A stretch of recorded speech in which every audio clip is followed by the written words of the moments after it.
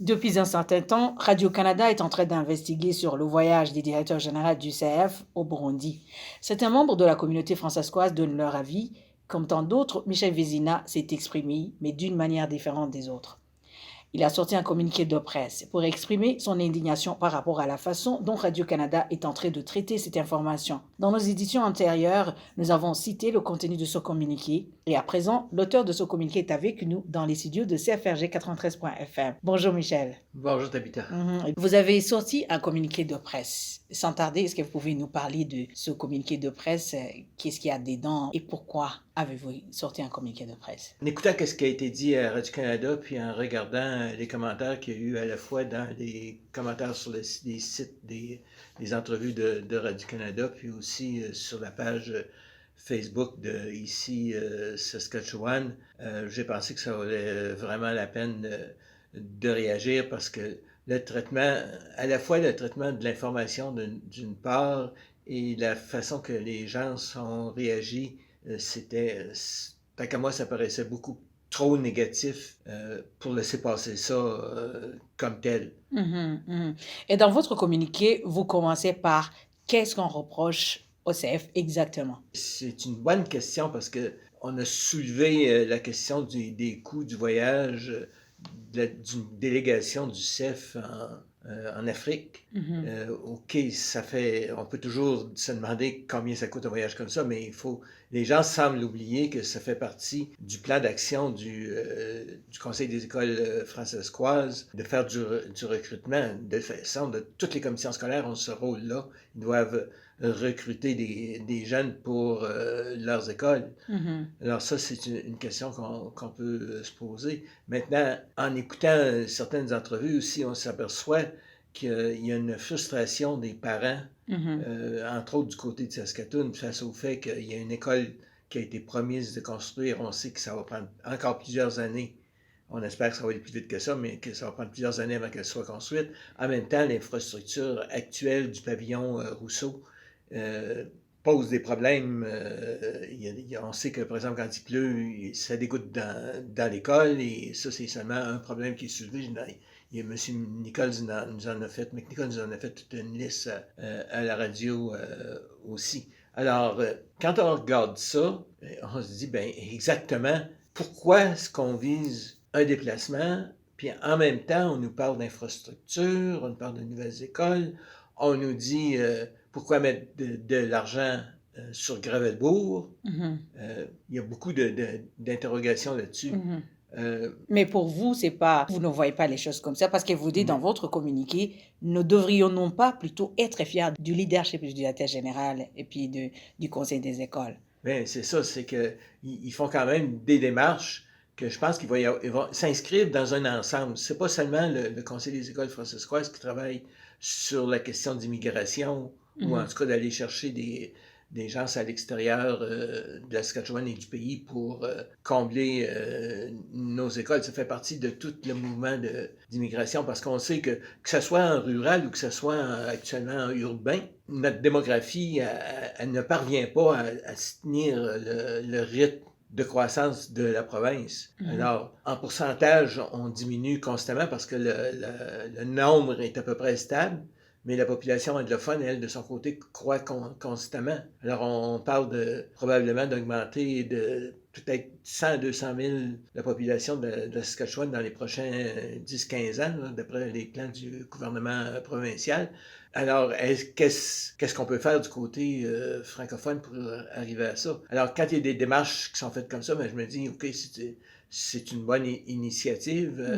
On n'est toujours pas pour rester les bras croisés à ne rien faire. Et on sait que actuellement, c'est pas notre démographie, notre natalité locale qui va permettre de faire une croissance de la communauté comme telle. Évidemment, il y a en arrière-fond de ça, on sait qu'il y a des tensions, mais ça, c'est pas nouveau. Moi, je suis arrivé en Saskatchewan en 1979, les tensions existaient déjà entre la dynamique rurale et la dynamique urbaine.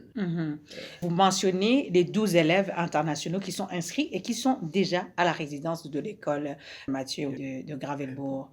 Est-ce que ces membres de la communauté savent qu'il y a ces élèves sur donc, la résidence et donc à la résidence de l'école Mathieu? Est-ce que l'OCF a communiqué pour que les gens sachent qu'il y a l'existence de ces élèves? Il y a certainement de quoi se vanter parce que j'ai eu l'occasion plein de travailler avec les jeunes de l'ensemble des deux écoles et c'est vraiment intéressant de travailler avec eux. Maintenant, est-ce que la communauté dans l'ensemble connaît ce développement-là, Gravelbourg? Je pense que pas nécessairement. Mm-hmm. Le CEF n'a pas nécessairement fait grand, on va dire, flonflon de cette dynamique qui existe ici à Gravelbourg actuellement. Évidemment, dans les reportages, je dois quand même mentionner que dans les reportages Radio-Canada, il y en a eu un sur l'école de Gravelbourg, les jeunes qui étaient là. Maintenant, on sait que c'est pas tout le monde qui écoute Radio-Canada non plus. Là. Alors, mais au moins, ceux qui regardent et qui écoutent oui. Radio-Canada, maintenant, ont une certaine compréhension sur ce qui se passe à Gravelbourg. On espère qu'ils ont une certaine compréhension de la dynamique qui est en place. Mais je pense que quand je regarde des événements qui se passent à l'intérieur d'une controverse de ce type-là, on fait plaisir à nos gouvernements dans ce temps-là, dans le sens que eux, il n'y a rien qui est mieux quand on se déchire entre nous. Parce que pendant ce temps-là, on ne fait pas front commun. On a besoin de faire front commun parce qu'on sait qu'il manque une école à Regina, il manque une école à Saskatoon, il manque une école à Prince-Albert. On a besoin de faire front commun là-dessus. Au CEF, là, on peut... Je sais pas, je me souviens pas s'il y a eu vraiment une école flambant neuve qui a été construite depuis 1994, qui était le début de ce qu'on appelait la division scolaire francophone dans le temps. On a hérité d'écoles âgées qui avaient besoin de réparation à l'époque, qui ont été transformées. On a quasiment jeté des murs complètement à terre pour reconstruire des bonnes parties. On parle déjà de 30 ans d'existence de ces édifices-là.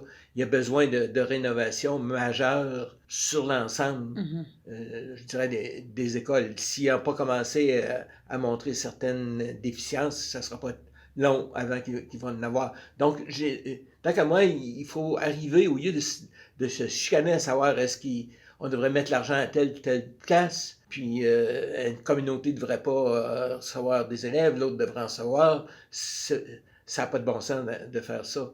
Il faut vraiment arriver à faire front commun pour que notre système éducationnel francescois soit l'équivalent de la majorité. Pour que nos jeunes reçoivent exactement les mêmes services dans le même contexte d'édifices qui ont de l'allure comme tel. Puis pour ça, il faut faire des pressions. Puis c'est pas sur le gouvernement. C'est sur le CEF. Pas sur le CEF, mais sur le gouvernement provincial qu'il faut faire absolument des pressions comme telles. Puis l'autre aspect, c'est que c'est pas seulement à Saskatoon à faire des pressions. C'est qu'il faut, je pense qu'il faut un mouvement global pour y arriver. Puis ça demande une concertation, puis une bonne réflexion au niveau des organismes communautaires. Parce que si on affaiblit n'importe quelle école, qu'on affaiblisse une école à Saskatoon ou qu'on affaiblisse une école à Gravelbourg, on affaiblit la communauté en soi. En soi. Donc c'est la communauté francescoise qui se déchire. Qui se déchire, oui. Dans votre communiqué, si on retourne dans votre communiqué, c'est comme si vous ne comprenez pas et vous vous demandez, vous posez la question, pourquoi Radio-Canada s'acharne contre l'ECF? Pourquoi Radio-Canada traite l'ECF différemment? Il vise singulièrement l'ECF, alors qu'il y a d'autres organismes, vous l'avez mentionné d'ailleurs, comme l'ACF qui fait des missions à l'international, et le Collège Mathieu, le CCS, et la liste est longue. Pourquoi vous pensez que Radio-Canada vise l'ECF? C'est assez difficile et complexe à répondre comme question parce que je ne suis pas dans la façon que les nouvelles sont dirigées au sein de Radio-Canada, mais j'ai le sentiment qu'il y a une mécompréhension de la part des journalistes, puis on sait qu'actuellement à Radio-Canada, c'est pour Regina, en tout cas, sert d'école pour les jeunes journalistes qui viennent faire des stages dans le métier à Radio-Canada.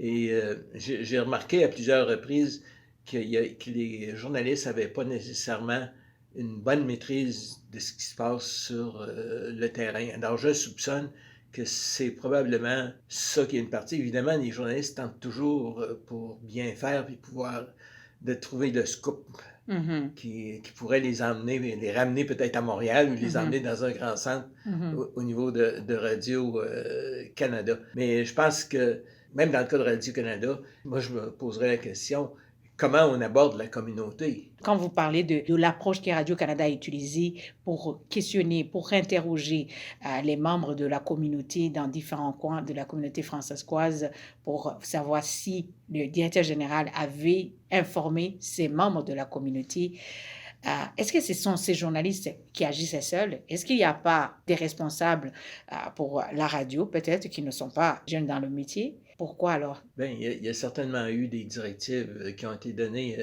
parce que je crois, je connais pas le fonctionnement exactement de Radio-Canada, mais ce que j'en connais un tout petit peu, c'est qu'il y a quand même des décisions qui se prennent au jour le jour quand on vient à la couverture de l'information. Alors, est-ce qu'il y a des directives spécifiques qui ont été données? On n'a pas de... Sur cet aspect-là de la problématique, on n'a pas de réponse qu'on peut donner clairement. Mais vous vous posez quand même la question. Moi, je me pose quand même la question, puis ce qu'on a entendu, c'était très négatif. Alors, à ce moment-là, je me dis, il y a quand même, faut quand même faire attention. Notre communauté est petite, elle est dispersée, elle est très fragile. Il faut faire attention aussi. Je ne dis pas qu'il ne faut pas faire de l'information, que Radio-Canada ait couvert qu'il y a eu une mission en Afrique, je ne vois pas de problème avec ça, parce qu'ils nous ont donné une bonne information là-dessus. À son retour. À son retour, mais qu'on ait essayé de pointer exactement sur... auquel on a dit ça a coûté 14 000 $. Est-ce que les gens savaient que c'était ça? Bien, écoutez, au Conseil des écoles françaisoises, il y a une direction générale, il y a un plan d'action. Il y a une direction générale qui doit appliquer ce plan d'action-là. La direction générale répond en général à la présidence, dans n'importe quelle organisation, elle répond aussi au conseil d'administration. Comme d'autres organismes. Comme d'autres organismes. Le conseil d'administration, ce sont des élus. Ben moi, je me dis, si on n'est pas content de la façon que le plan d'action est établi, ben, il va y avoir des élections scolaires dans... Je me souviens pas c'est quoi les échéances, mais en tout cas, éventuellement, on élira des gens qui iront défendre un autre point de vue. Et aussi, vous questionnez pourquoi Radio-Canada, quand la présidente de cette radio s'est rendue à New York durant la pandémie de COVID-19, sans en informer sa communauté, pourquoi Radio-Canada n'a pas traité cette information? Ben, c'est ça. Pourquoi est-ce qu'ils font une chose ici dans la communauté, puis quand ça vient à leur propre personne qui a fait cette mission-là, parce qu'apparemment son époux était malade et j'ai lu l'article qui a été paru là-dessus. C'est comme arrivé qu'il y a deux poids, deux mesures. On peut se poser la question. Et vous ne mâchez pas vos mots, vous dites Radio-Canada a été très injuste dans le dossier. Oui, parce que ce qui a ressorti, surtout, c'est le côté très négatif la chose. Mais moi, je me dis, j'aime bien, en général, Radio-Canada, écouter les bulletins de nouvelles parce qu'ils font une très belle analyse. En général, on voit les différents côtés de la chose. Je n'ai pas perçu cette fois-ci, là, je dois dire, vraiment, je n'ai pas perçu cette forme d'analyse qui nous montre l'ensemble des aspects. On a attaqué sur un point, puis on dirait qu'on n'a pas été capable de sortir de ce point-là. Et Radio-Canada dit que M. Aljavon a utilisé les fonds publics, donc il devrait en informer la communauté. Est-ce que, selon vous, le Collège Mathieu, le CCS, les autres que vous avez mentionnés dans votre communiqué ne devaient pas aussi informer la communauté? Est-ce qu'ils n'utilisent pas aussi les fonds publics? Bien, si on suit le raisonnement que Radio-Canada a proposé, à ce moment-là, tout le monde devrait expliquer à chaque fois qu'ils vont quelque part pourquoi est-ce qu'ils ont fait ça, combien d'argent ils ont dépensé. Alors que moi, je ne connais pas d'organisme, en tout cas, qui font ce genre de choses-là. On a des budgets, on doit respecter nos budgets. Nos budgets sont bien, en général, dans l'ensemble des organismes, les budgets sont bien ciblés pour différents buts, objectifs qu'on veut atteindre. Et ce sont évidemment des fonds publics. Alors, il y a un budget qui est transparent. Ils doivent rendre compte à la population chaque année. Ils doivent rendre compte au gouvernement, ils doivent rendre compte à différents paliers. Alors, moi, j'ai de la difficulté à comprendre le pourquoi exactement de viser ce montant-là. Et ça vient évidemment, comme je disais tout à l'heure, ça exacerbe les parents qui sont en droit de faire que leur école soit réparée ou d'avoir une nouvelle école. Mais à ce moment-là, on oublie qu'il y a des budgets pour les réparations, il y a des budgets pour les constructions, il y a des budgets pour les voyages, il y a des budgets pour les salaires. Il y a chaque colonne a différents buts là-dedans. Pourquoi spécifiquement celle-là, alors que c'est légitime. Mais dans le cas, il ne faut pas oublier que dans le cas des écoles francescoises, c'est des fonds aussi qui viennent également du fédéral, c'est pas uniquement des fonds du provincial qui sont là-dedans. Je pense que la cible n'est pas correcte. Tant qu'à moi, il faut cibler le gouvernement provincial parce que c'est lui qui gère. Il gère les fonds qui viennent du fédéral, il gère ses propres fonds, puis il y en a des deux qui sont théoriquement techniquement en tout cas viennent vers les écoles francescoises. Donc je pense que ce qu'il faut cibler, c'est le gouvernement provincial. Au lieu que ce soit le CEF. Le CEF. Il faut appuyer, au contraire, il faut appuyer le CEF parce que c'est le CEF qui est notre organisme à la fois administratif que le réseau des écoles, mais c'est aussi le CEF qui est pogné à faire les démarches politiques pour faire augmenter ses budgets, à tenir des écoles. Même la réparation des écoles passe par une démarche politique. Et on sait qu'en Saskatchewan, il n'y a pas beaucoup d'écoles, à ma connaissance, en tout cas, qui n'ont pas été obtenues suite à une cause devant les tribunaux. On a un gouvernement qui n'est pas proactif face à la situation francophone. Il est plutôt passif. Alors, ils ont pour leur dire, on n'ira pas de l'avant, ils vont nous emmener devant les tribunaux, on va perdre, puis on va pouvoir dire à notre population, vous voyez, c'est les tribunaux qui nous obligent de le faire. Alors, qu'est-ce que vous pouvez recommander maintenant avant qu'on clôture notre entretien? Évidemment, il y a une nécessité d'un dialogue. Il faut se parler. Si on ne se parle pas, on va s'entre-déchirer, puis on va dire, on ne se comprendra pas, puis on va dire chacun. Je pense qu'il y a la nécessité d'un dialogue dans la communauté. Puis ensuite de ça, par nos organismes, entre autres par la CF, je pense qu'il y a aussi la nécessité de travailler, de redévelopper une approche concertative, justement, pour que toute la question d'éducation, on ait une force de frappe là-dessus.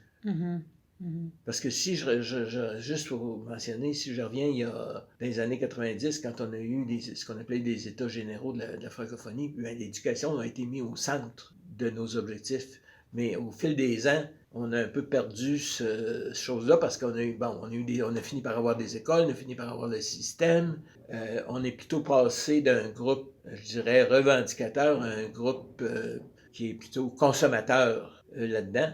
Puis là, ça laisse on dirait qu'on s'est individualisé d'un endroit à l'autre. Alors que tant qu'on ne travaillera pas en commun, on va avoir de la difficulté. On va avoir énormément. Je ne dis pas qu'on n'arrivera pas à certaines choses, mais on va avoir énormément de difficultés. Donc, ça prend un dialogue, puis ça prend une bonne concertation. Puis si on a ça, c'est seulement des éléments qui vont nous aider à avancer dans ces dossiers-là. Merci beaucoup à Michel Vézina, qui est l'auteur du communiqué de presse que Radio-Canada était injuste envers le CF. Merci d'avoir accepté notre invitation. Ça m'a fait plaisir. Au revoir.